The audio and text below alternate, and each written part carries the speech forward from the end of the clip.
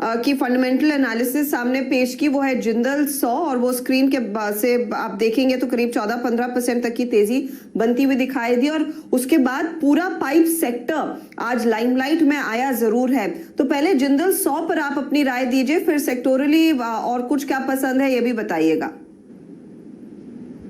हर्षदा जी, नहीं बिल्कुल, I think sector तो फोकस में है ही। और जिंदल 100 की अगर मैं डायनामिक्स की बात करूं तो बहुत कम डेट है बुक्स के ऊपर और डिविडेंड यील्ड 2.5 से 3% के आसपास है।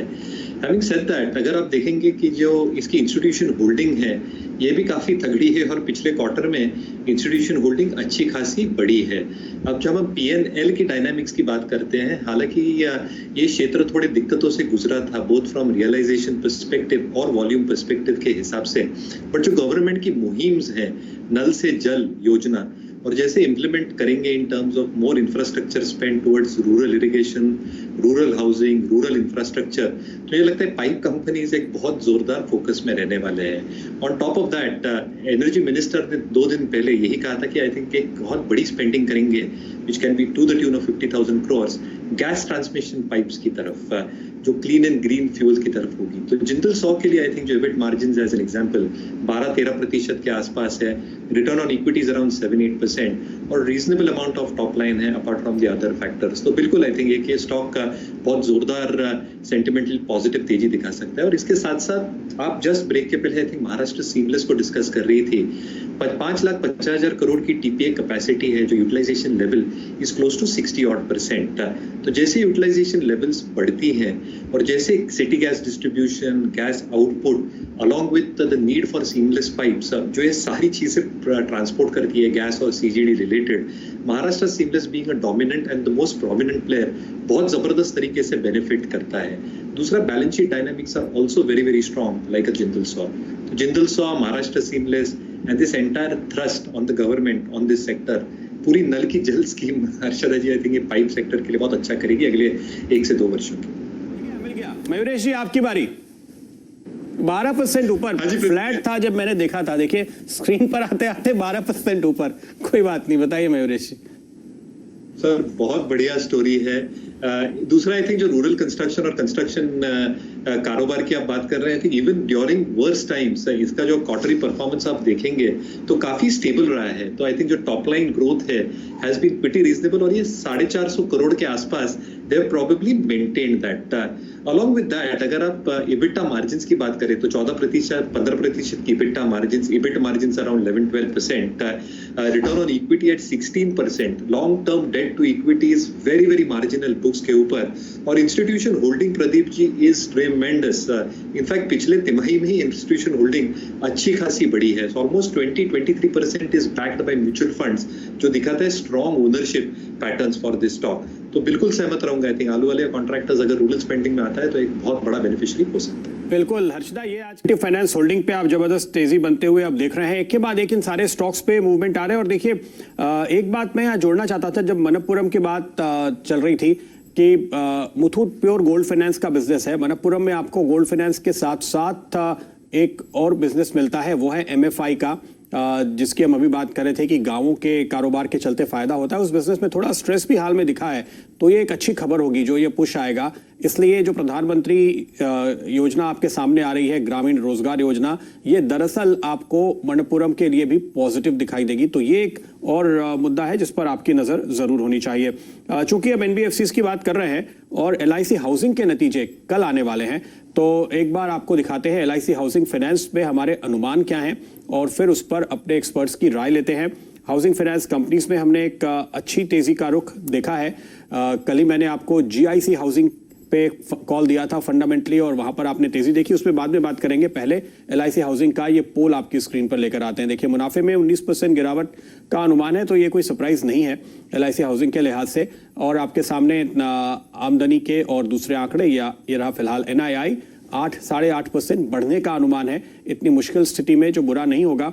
निम्स पे थोड़ा दबाव देखने को मिल सकता है, ये अनुमान है हमारी रिसर्च टीम का। एनपीएस में हल्की सी बढ़त, तो ये अंदाजा है पहले एक तो मार्केट को, हालांकि ये बात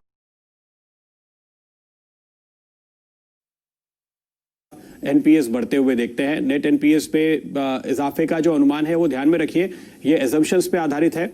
ग्रॉस एनपीए का जो अनुमान है उसके बाद ये कंपनी कितना प्रोविजनिंग और करती है उस पर डिपेंड करेगा कि नेट एनपीए फाइनली कहां आएगा, लेकिन एनपीए थोड़े से बढ़ते हुए नजर आएंगे, ये जरूर एक मुद्दा है। और इसी के ऊपर दरअसल हमारी नजर रहेगी, यही वो आंकड़ा है जो काफी हद तक डिसाइसिव हो सकता है एलआईसी हाउसिंग के लिए। ये फिलहाल हम देख रहे हैं कि अपने स्विंग हाई के आसपास वापस पहुंचता हुआ नजर आ रहा है एलआईसी हाउसिंग का स्टॉक, इसीलिए नतीजे के पहले ब्रेकआउट नहीं आ सकता, तो ये थोड़ा सा अटक रहा है। मयूरेश, आप एलआईसी हाउसिंग पे क्या राय रखते हैं और इसके साथ साथ बताइए जीआईसी हाउसिंग पे आप क्या राय रखते हैं? कल मैंने रिकमेंड किया, उसके बाद 20% चला, आज 10% और चला, अब आपका व्यू इन दोनों पे? ये बिल्कुल housing finance companies Pradeep ji काफी चीपली ट्रेड कर रही हैं और जो वाजिब रीजंस हैं इन टर्म्स ऑफ डिटोरेशन, जैसे आपने राइटफुली कहा, एसेट क्वालिटी पे जो प्रेशर्स उभर के आ रहे हैं सारे हाउसिंग फाइनेंस कंपनीज पे, जो मोरेटोरियम से अनाउंस कर रहे हैं, जो प्रोविजनिंग हिट इनको शायद कोविड पैंडेमिक की वजह से लेनी पड़ेगी, ये सारी चीजें मेरे ख्याल से आई थिंक प्राइस में जस्टेट हो चुकी है। अभी कहीं ना कहीं आई थिंक Q4 के नतीजे और Q1 के जो आने वाले तिमाही के नतीजे हैं ये खराब ही रहने की आशा है, but there is every hope and expectations कि सेकंड हाफ से एक बहुत तगड़ा रिवाइवल देखने मिलेगा। And you have to separate the players from the other housing finance company in the same space, क्योंकि अगर इनकी कैपिटल एडिक्वेसी अच्छी है, अगर इनकी जो लेगेसी होती है पेरेंटेज के हिसाब से ये काफी तगड़ी है। LIC हाउसिंग के लिए आई थिंक LIC की एक लेगेसी है, GIC हाउसिंग के लिए GIC की लेगेसी है। At the same time I think price to book parameters because of all these factors have come down quite significantly, और जहां पे हम ग्रोथ के अनुमान लगा सकते हैं सेकेंड हाफ को अगर हम अज्यूम करते हैं of returning at a higher single digit और अ डबल डिजिट मल्टीपल, तो ये बुक पे ट्रेड कर रहे हैं, आई थिंक ये वाजिब नहीं होंगे अगर हम फॉरवर्ड मल्टीपल्स लेते हैं अगले 1 से 2 वर्षों के लिए, तो व्यू काफी पॉजिटिव रहेगा। GIC in my opinion even now is one of the cheapest housing finance stocks that you can possibly get. तो एक अपॉर्चुनिटी देखिए HDFC अब फिर मिल रही है और उसका फायदा उठाना चाहिए। 1854 पर आ चुका है स्टॉक। क्योंकि हम इन बैंकों की बात कर रहे हैं और प्रदीप आप ऑफ कोर्स वो मॉरेटोरियम वाले आंकड़ों की बात कर रहे थे कि इतने ज्यादा लोग मॉरेटोरियम नहीं ले रहे हैं जितना पहले एंटिसिपेट किया हुआ था। आपको याद होगा HDFC बैंक के मैनेजमेंट की ओर से भी बयान आया जिसका हमने आज सुबह में खुलकर जिक्र किया कि दरअसल जो कंज्यूमर लोन्स है उनकी मात्रा प्री कोविड लेवल्स पर आ चुकी है, तो धीरे धीरे करके डिमांड इन लोन्स की वापस आ रही है। उस पर्सपेक्टिव से HDFC बैंक आज आउट परफॉर्म कर ही रहा है, लेकिन बजाज फाइनेंस पर भी एक नजर रखिए क्योंकि कंज्यूमर लोन्स में बजाज फाइनेंस अव्वल नंबर पर है, हम सब जानते हैं। आपका मोबाइल हो, लैपटॉप हो, टीवी हो, रेफ्रिजरेटर हो, बजाज फाइनेंस से आई थिंक 5 में से 3 लोग डेफिनेटली उसके जरिए इसे खरीदते हैं या फिर फाइनेंस कराते हैं, तो यहाँ पर तेजी देखने को मिली है। और लगे हाथ अगर आप SBI कार्ड्स पर भी एक बार नजर डालें तो वहां पर भी धीरे करके हमने देखा है कुछ खरीदारी फिर जोर पकड़ रही है। Mayuresh, consumer loans HDFC bank के लिए प्री कोविड लेवल्स पर आए हैं, होपफुली आगे बजाज फाइनेंस की ओर से भी ऐसा अपडेट आएगा तो फिर और मूड सुधरेगा जरूर। लेकिन क्या आपको लग रहा है 2500 के आसपास अब यहाँ पर स्टेबिलिटी आ चुकी है, स्टॉक आधा हो चुका है अपने हाई से, मौका है लेने के लिए? एब्सोल्युटली, और मेरे ख्याल से आई थिंक ये दोनों स्टॉक्स काफी बीटन डाउन है, बजाज फाइनेंस और HDFC बैंक का। जो कल HDFC bank for example Archita ji statement आया था, प्री कोविड लेवल्स पे वापस कंज्यूमर लोन्स की ये डिमांड देख रहे हैं, और ये ना भूलना चाहिए कि HDFC बैंक की सबसे लोएस्ट मोरेटोरियम थी among the private sector bank, so at 8-9% compared to 29-30% जो बाकी बैंकों ने प्रोवाइड किया था मोरेटोरियम के लिए। I think this was one of the lowest moratorium providing banks within the entire universe, so I think this is a very positive sign जो संकेत निकल के आ रहे हैं, both from a demand perspective and again from the perspective of a balance sheet dynamic जो HDFC bank exhibit करती है। इन द सेम ब्रेथ जो बजाज फाइनेंस की कंज्यूमर ड्यूरेबल लोन्स है, you are absolutely right, I think a majority part of consumer durable loans Bajaj finance provide करते हैं। जो इनका डेटाबेस है आज के तारीख में और जो ये कैपिटल एडवोकेसी के स्टैंडर्ड्स को मेंटेन करती है, which means that at the right opportunity as they will increase their loan spread quite significantly, market share gains भी आई थिंक अच्छी तरह से ये कैप्चर कर लेंगे, जो इनके NII ग्रोथ में भी दिखेगा। और जितने मोरेटोरियम्स इन्होंने आई थिंक अडॉप्ट किए हैं at least at this point of time, second half में मेरे ख्याल से आई थिंक एक जबरदस्त रिकवरी आने की उम्मीद है, which both these guys can dominate being leaders in their individual spaces. So बिल्कुल आपके मत से सहमत होंगे दोनों स्पेसेस और ये दोनों स्टॉक। स्टार पेपर आपको 13% ऊपर दिखाई दे रहा है और ये देखिए बहुत वक्त के बाद मैं देख रहा हूं, मेरे ख्याल से ये 200 दिन के मूविंग एवरेज को अब पार कर रहा है। स्टार पेपर मिल्स काफी लंबे कंसोलिडेशन में से बाहर निकला है। जी हाँ, 200 दिन का इसका जो एवरेज था वो करीबन 106 रुपए के आसपास था। इस समय आप 108 के लेवल यहां पर आते हुए देख रहे हैं। मयूरेश, आपकी कोई कॉल है क्या स्टॉक पे? क्या ये 20% तक जाने की ताकत रखता है? फंडामेंटली मेरे कहने का मतलब है वैल्यूएशन आप किस तरह से देख रहे हैं? इसके हाईज जो मैं देख रहा हूं करीब 318 रुपए के हुआ। वापस हम बार बार स्ट्रेस करते हैं पॉइंट की तरफ, मिनिमल डेट है बुक्स के ऊपर, 2-2.25% की डिविडेंड यील्ड है। टफ टाइम्स में भी revenue growth specifically has been quite reasonable comparative scale पे पिछले कुछ तिमाहियों में। EBIT और EBIT margins is close to that 13-14% kind of a mark. And again, I think the return on equity जो 11-12% के पास है, at their peak time they used to trade at around 20-21 times क्योंकि earnings पे growth उतनी आती थी। तो जैसे revival start होगा, मुझे लगता है you will at least retrace some part of the growth that you probably lost, जिसके लिए I think जो valuation का gap है, ये एक बहुत बड़ा supportive factor बनता है। तो बिल्कुल I think जो sentimental push through मिलेगी स्टार पेपर को जबरदस्त हो सकती है। आईसीआईसीआई बैंक तो एक क्लास अपार्ट है सब। आप ऑफ कोर्स दोनों शेयरों की तुलना नहीं कर सकते और एसेट क्वालिटी के लिहाज से भी आईसीआईसीआई बैंक कहीं आगे है। पीएनबी के मॉरिटोरियम बुक में क्या निकल कर आता है उस पर भी सभी की नजरें रहेंगी। जो सुवेन लाइफ साइंसेस के नंबर्स आ चुके हैं, मुनाफा स्थिर है, ज्यादा कुछ गिरावट नहीं देखने को मिली है। कंसोलिडेटेड आय 251 करोड़ से घटकर 185 करोड़ पर आई। स्टॉक करीब करीब 3-3.5% ऊपर कारोबार कर रहा है। अच्छा प्रदीप, आपने एवरेस्ट इंडस्ट्रीज की बात की थी, तब मुझे HIL की याद आई और इस समय HIL में मैं देख रही हूँ फिर खरीदारी देखने को मिल रही है। करीब करीब 46,000 शेयरों का कारोबार हो चुका है स्टॉक में और 1060 के लेवल्स देखने को मिल रहे हैं, 2.5% ऊपर। ये HIL भी करीब प्रदीप के रेडार पर काफी रहता है।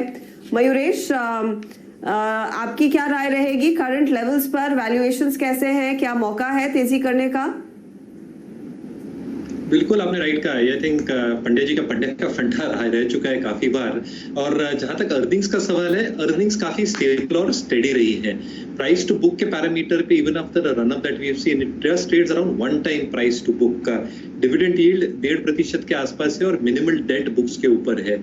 जो रूरल प्ले की हम बात कर रहे थे, जो एस्बेस्टॉस शीट्स की हम बात करते हैं, अगर वैल्यू प्ले में जाना है एंड इफ रूरल पीपल और रूरल पॉपुलेशन इन जनरल एक वैल्यू माइग्रेशन की तरफ देखते हैं, तो आई थिंक जो कच्चे हाउसेस टू पक्के हाउसेस होते हैं, asbestos sheets become a very very integral part. तो अगर कोई एक डिस्पोजेबल इनकम में बूस्ट मिलता है तो these are the first things that people in the rural areas would like to do.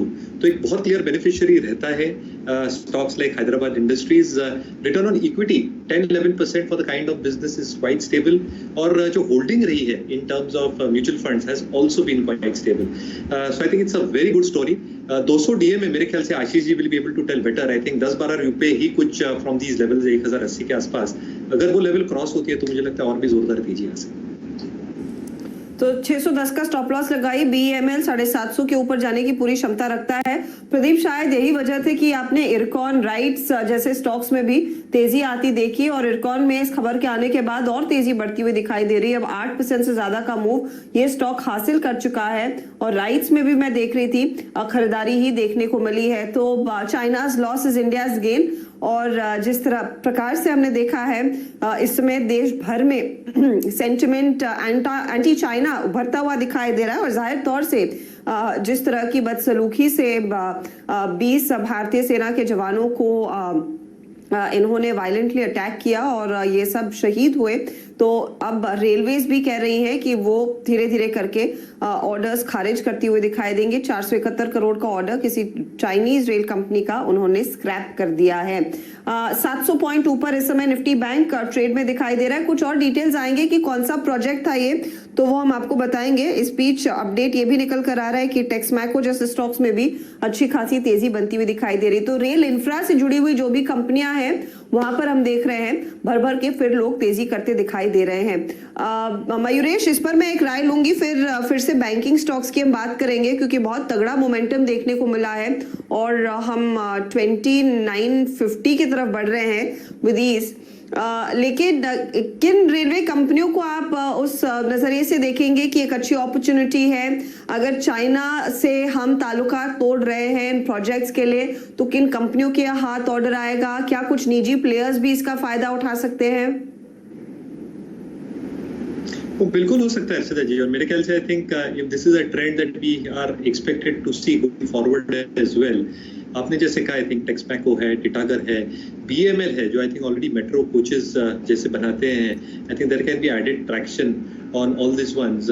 और जहाँ पे आई थिंक जो पावर ब्रेक सिस्टम्स प्रोवाइड करते हैं, जो जो जो ब्रेकर सिस्टम्स प्रोवाइड करते हैं, ट्रांसमिशन सिग्नल्स के लिए जो काम करते हैं, तो जो सारी हरकतें वाले स्टॉक्स रहते थे रेल बजट के पहले, I think all these players can probably see the benefit coming through. Okay, Mayuresh, अगर एलटी फूड छूट गया तो क्या केआरबीएल लेना चाहिए? क्योंकि आज ये ट्रेड हो रहा है, देखिए बाजार में आज यहाँ पर जो कुल टर्नओवर में देख रहा हूँ, करीब करीब 18-19 लाख शेयर्स का कारोबार हुआ है, और ये भी तकरीबन 1-1.5 बल्कि 3 महीने का हाईएस्ट टर्नओवर है, हाईएस्ट वॉल्यूम है इस चार्ट पे। देखिए केआरबीएल आपके सामने। मयूरेश, क्या राय है आपकी?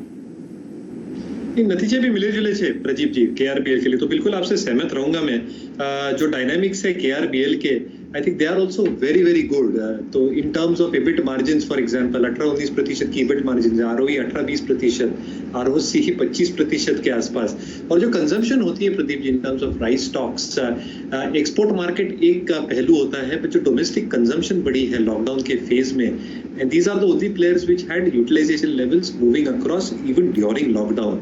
इसलिए जो कंपनीज की केआरबीएल के again minimal amount of debt, 2.25% के आसपास डिविडेंड यील्ड, और ठीक ठाक number to wide through and tide through this difficult times, yes, एक अल्टरनेटिव प्ले एलटी फूड्स का केआरबीएल बिल्कुल हो सकता है।